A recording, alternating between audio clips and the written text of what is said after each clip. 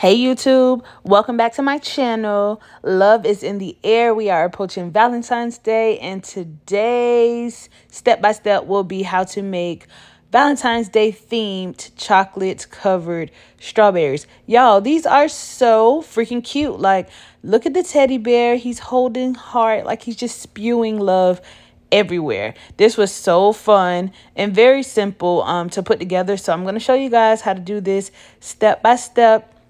You can make this for work. You can make this for your kids. You can make it for whoever. Let's get into the video. So I ordered this mold set from Amazon. It's a teddy bear mold, and the whole set was actually like $8. I'll leave the link in the description box below. I had a hard time picking between these two teddy bears, but I did end up going with this one. I like this one better. It just my opinion, it felt the theme better. You can use whichever mold you see fit.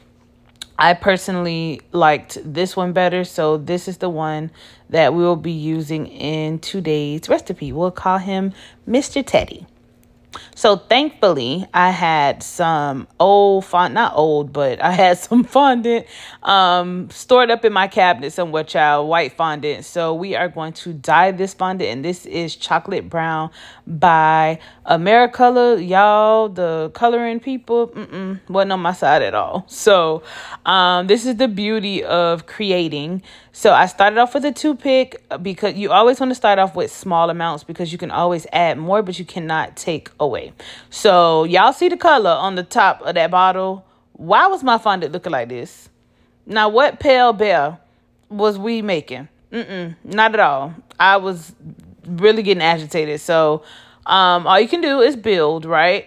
And I had some ivory food color on hand, and I added some ivory to it, and it started getting a little bit better, but overall it still was not where I wanted it to be. So brilliant idea. I have some black on hand. Let's add some black, and I'm really going for that rich, like chocolate color bear. So I started off with a few dabs of black. I actually put too much. You can see on the napkin that I had to dab some of that off, but boom, got me exactly where I needed to be. Okay, so you got to use what you got to get what you want. We added 3 different colors to this fondant. If you want to, just buy chocolate brown fondant, be my guest. But I had white fondant on hand, and I was able to get it to the color that I wanted. So this is perfect. This is that real lovey-dovey teddy bear color that we're going for. So we're going to rock with this. So in my mold, I sprayed some bacon pan release. But it was, I don't want it to stick, and I didn't have, I think it was called it's a powder that you can use for fondant. I forget the name, at the CMB, something like that, so that your fondant does not stick to the mold. And tip, when you dye your fondant, it makes it extremely sticky.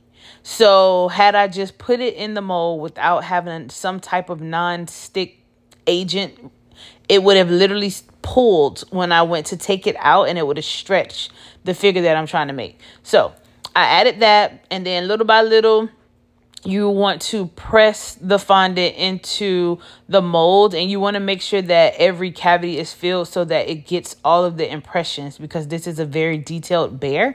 So take your time.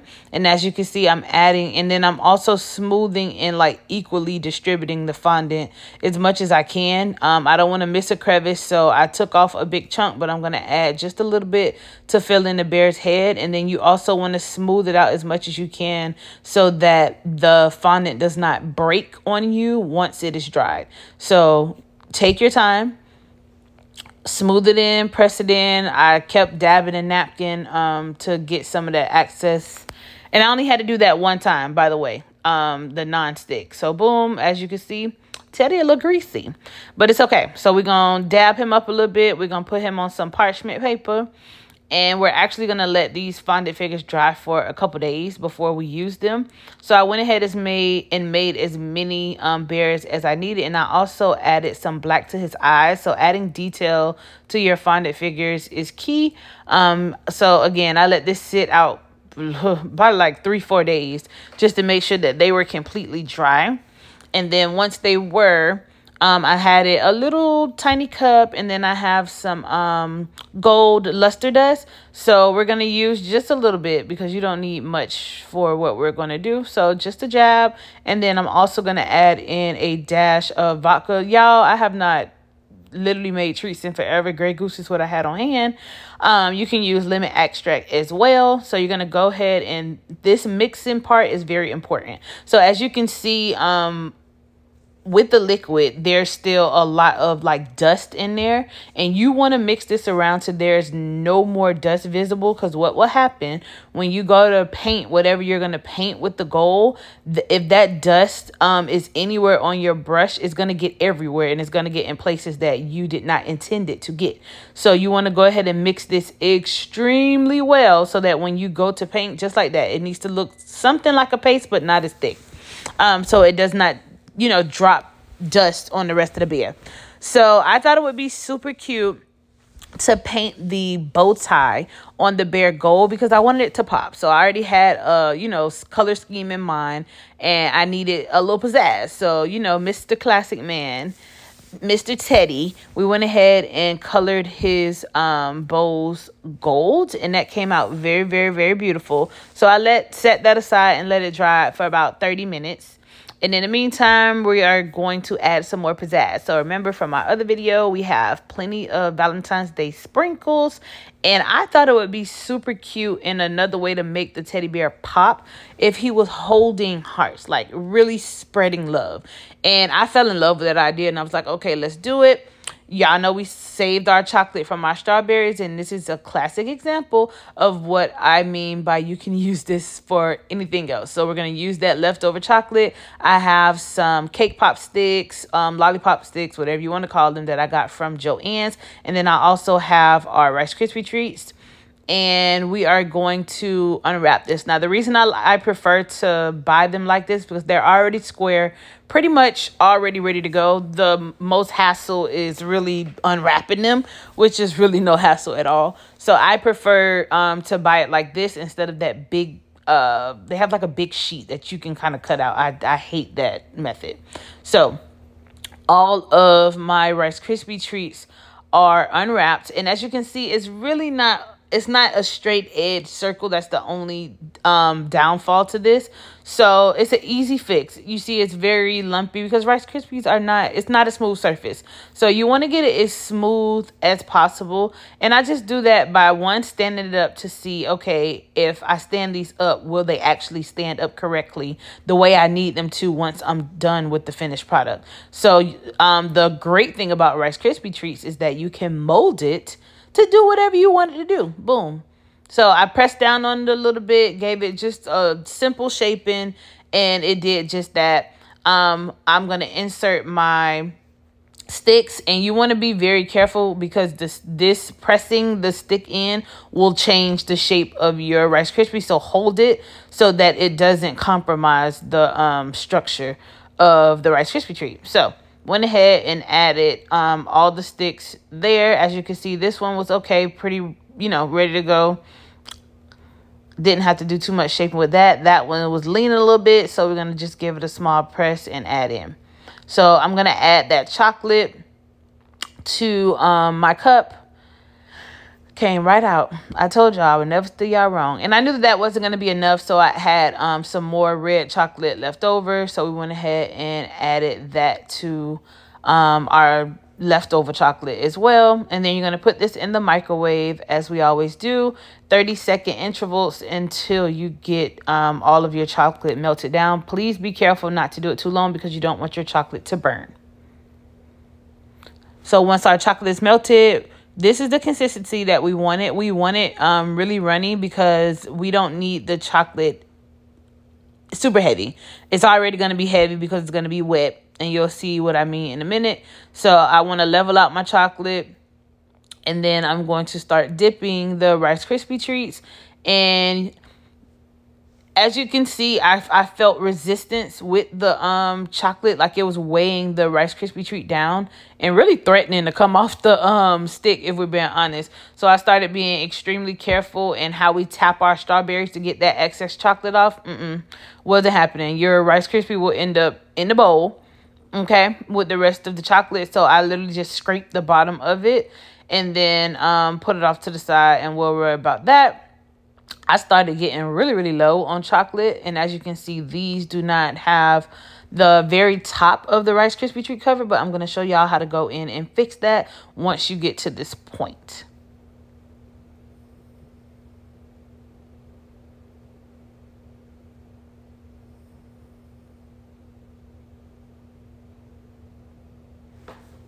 So I dipped all of my Rice Krispie treats, and again, the tops were a little lacking. So I just simply took a spoon. You want to take just a little bit, and you can literally just kind of pour on. It probably would have been easier had I put it in like a Ziploc or a piping bag, but you know, I've been doing this for a while. So I kind of just took my spoon. If you want to be extra careful, I'm going to make sure that your sticks are clean and free of chocolate. Absolutely go in with a piping bag and just, you know, pipe on the chocolate to cover that peeping Rice Krispie. So once I put that little chocolate at the top, you could never tell that there was any chocolate missing from the top. So again, Rice Krispie treats, it's not a smooth surface unless you use, they do have silicone molds for Rice Krispie treat, and you can make it a smooth surface. A smooth surface. You know, it's not that serious for me, but if you want to do it that way, that is welcome as well. So I had the brilliant idea, see, that weight from the Rice Krispie started tripping. While my chocolate was still wet, I'm like, okay, instead of adding the bear and having to use more chocolate to kind of glue it on, while it's still wet, I'm just going to lay it down. I'm going to add the bear now while it's still drying, so that way it kind of cements together, because I want the bear to be as stuck as possible. I don't want it to fall off in the bag once I package them. So to me, this was the better way to just make sure that the bear was super, super, super secure. So I just laid them all down. And then when it came to adding the hearts to the hand, I loved that idea. So I took a toothpick and I just used a little bit of chocolate, and then I literally just added the heart there. And so that's how we're going to quote unquote glue the heart down to the teddy bear's hands to ensure that they don't move, and when it dry, it's stuck like Chuck. Okay. And then I also have a clean toothpick available. If you want to use tweezers, it'll probably be a little bit easier, but have a clean toothpick available. So if you need to rearrange the layout of it or where it fell, you can do so without, you know, messing up anything. So I'm going to do the rest because I absolutely love that idea with the teddy bear holding the heart. So that is so cute. And then it really like gets that red to pop from the background.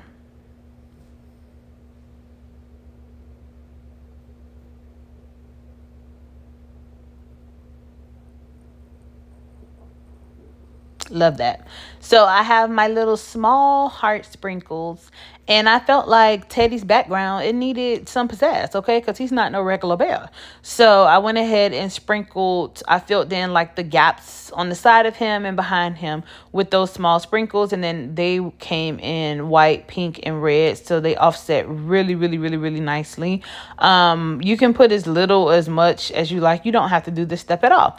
But I thought that it was really, really cute to add that step. So look at Teddy, y'all. Hey, just spreading all types of love, y'all. These are so stinking cute. And again, you can literally send this to your child's school for Valentine's Day. You can give them to your coworkers for Valentine's Day. You can sell them for Valentine's Day.